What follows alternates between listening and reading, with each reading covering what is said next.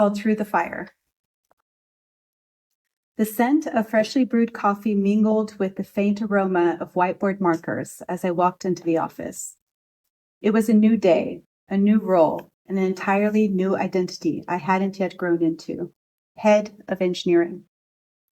The title draped over me like borrowed authority, unfamiliar, ill-fitting, and impossible to ignore. Beneath the veneer of leadership, I was still an engineer who loved solving puzzles and writing clean, efficient code. But leadership wasn't just about solving problems. It was about holding space for others, making decisions with no right answer, and being visible in ways I wasn't prepared for. And soon, I would learn just how unprepared I was for that fire. I was also a mother, a single mother, and I was trying to navigate the impossible balancing act of ambition and responsibility. The weight of the role pressed into me, like the laptop bag strap biting into my shoulder, sharp, constant, and inescapable. This wasn't a role I had stumbled into. After 10 years developing software, I'd realized that while my CV was a testament to my technical expertise, it lacked the narrative of leadership I knew I was capable of. My role as tech lead and product lead hadn't been adequately showcased. The document was too detailed, too steeped in the identity of an engineer. So during my maternity leave, I took a leap. I hired someone to transform my CV, reframing my experience to highlight the leader within. I remember the smell of baby lotion lingering on the hands as I worked late into the night. My newborn daughter finally asleep in her rocker beside me, using my foot to rock her gently. I leaned over a cluttered dinner table filled with half-drunk cups of tea and coffee, a stack of parenting books and sticky notes scribbled with key points to emphasize in interviews.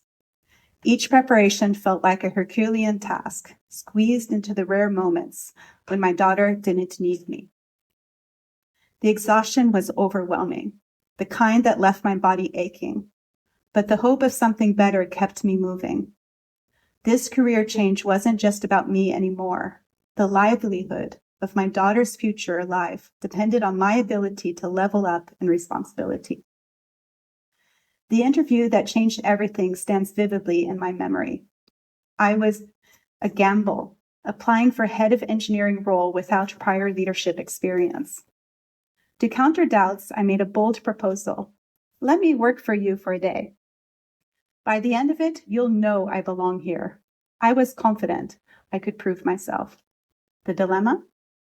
I was breastfeeding my daughter, and I knew that if I didn't pump during the day, I might leak, and my breast would hurt badly. I rented a pump from the pharmacy and arranged to use it in the bathroom midday. That morning, I dressed carefully, choosing a blouse that made me feel professional and confident, and arranged for a sitter.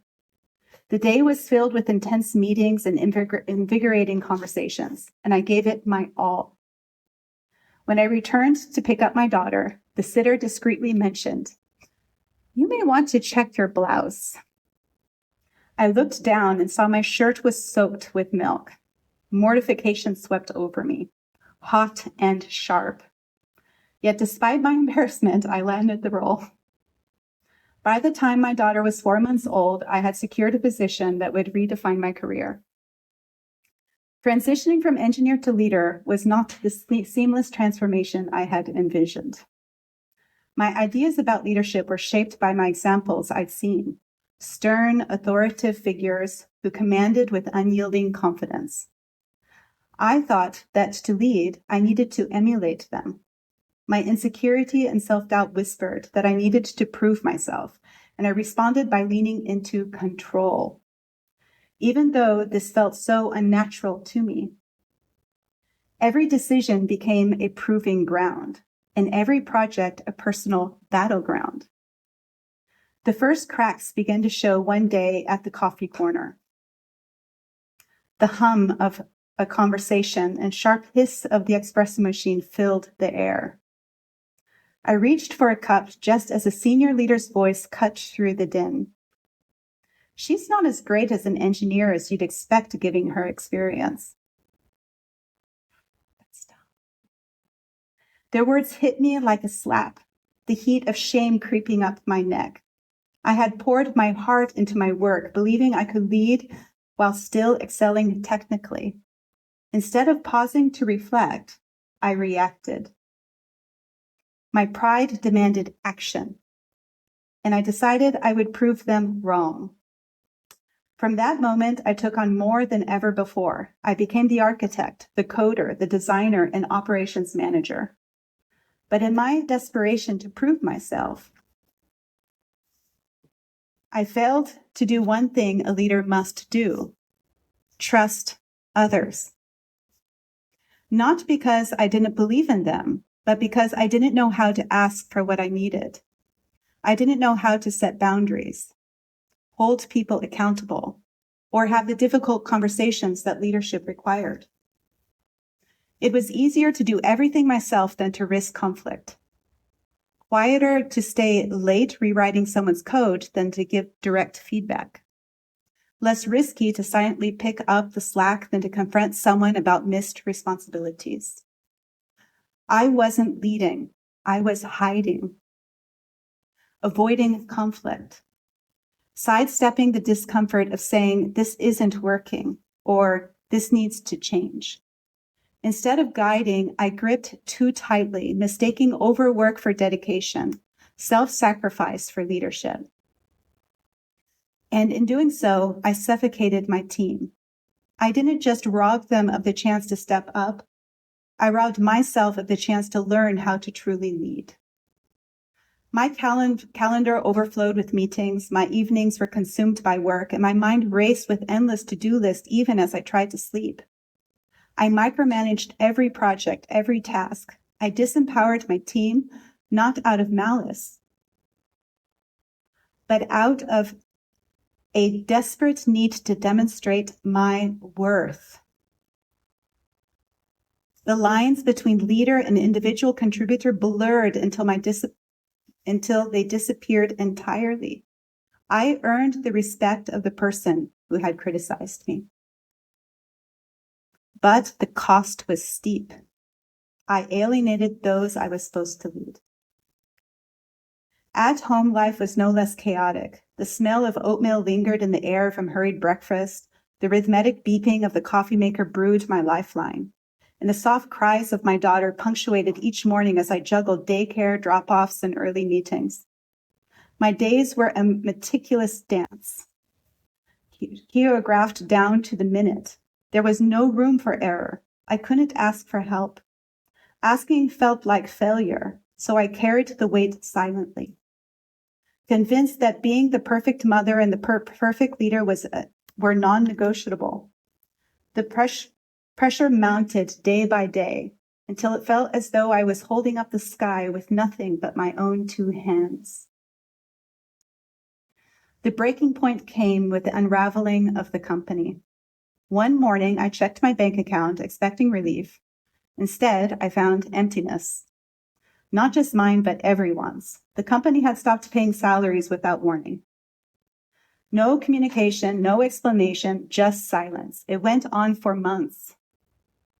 I was stunned. How had I given so much, my energy, my heart, my time, only to be left with nothing? That moment forced me to pivot. I needed a different path, one where I could protect my income and regain a sense of control. I stepped away from the permanent employment and into contracting, where I would be paid for the work I delivered without depending on someone else's solvency. That shift sparked something bold.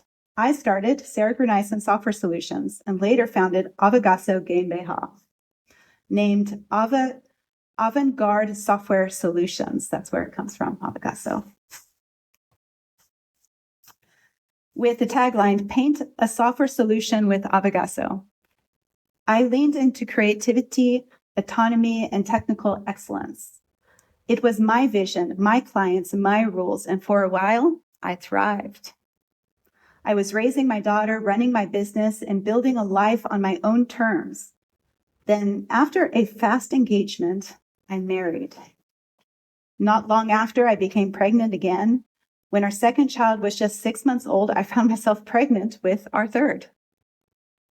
Around that time, we moved to a new city for my husband's career, and I gave birth shortly after we arrived. The combination of back-to-back pregnancies, relocation, and shifting dynamics in a relationship made it nearly impossible to continue Abigaso. Bit by bit, I stepped away from my business until I was a full-time mom. I told myself it was temporary. But the truth is, I was slowly losing my autonomy. I stopped recognizing the woman who once pinched herself for a head of engineering role with milk soaking through her blouse. 4 years into the marriage, we moved again, this time across borders to his home country, the Netherlands. I hoped that maybe, just maybe, this would be my chance to regain some independence. But by then, my confidence had been worn down. I felt invisible, muted. I wanted my voice back, but didn't know how to find it. Slowly, and still very much within the constraints of marriage, I began taking small steps to reclaim myself.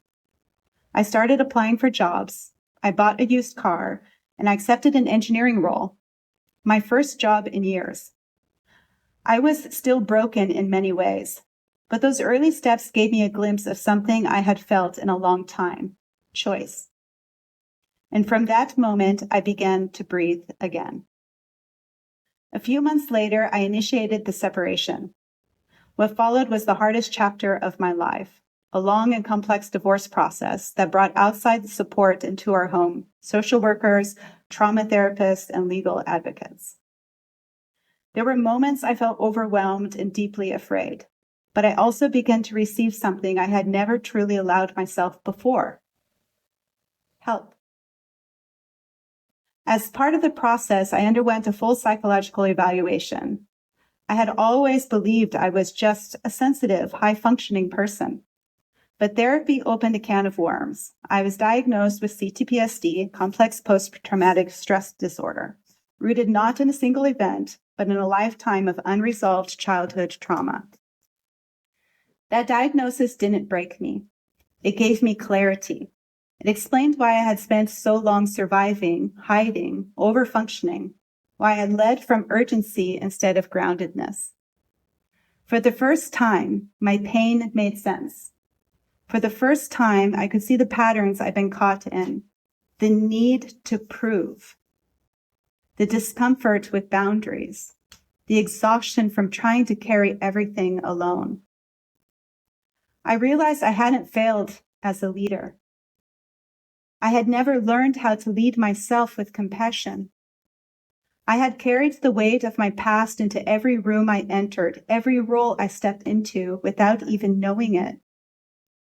The fire I had walked through wasn't just professional, it was personal. And it burned through the illusions I'd held about leadership and about myself. I didn't wait for the storm to pass. I started building in the middle of it, one commit at a time, one hard conversation at a time, one truth at a time. Was I a leader? Not then. The fire hadn't forged me into someone new, but it had cleared the space for someone new to emerge. And for the first time, I didn't rush to rise. I didn't race to redeem myself. I chose to pause, to rest, to recover, to understand what kind of leader I could be, one rooted in boundaries, empathy, and self-trust, not perfectionism and pain. Looking back, my first leadership role was a trial by fire. It didn't just scorch my illusion of leadership, it reduced them to ash. It forced me to face my dragons, fear of failure, and hunger to prove myself, the obsession with control. And yet it also planted the seeds for the leader I would eventually become. Someone who leads with vulnerability, who values boundaries, who empowers others to rise. As I reflect on the journey that brought me here, I realize this wasn't the end of my story. It was the beginning. a forging process that reshaped not only my career, but my entire understanding of what it means to lead. I had survived the fire, but rising isn't the only way forward. Sometimes you pause in the ashes. Scarred, wiser, and softer. Until you're ready to build again, not from urgency, but from truth. The path to leadership would call me again, but not yet. Not for another couple of years.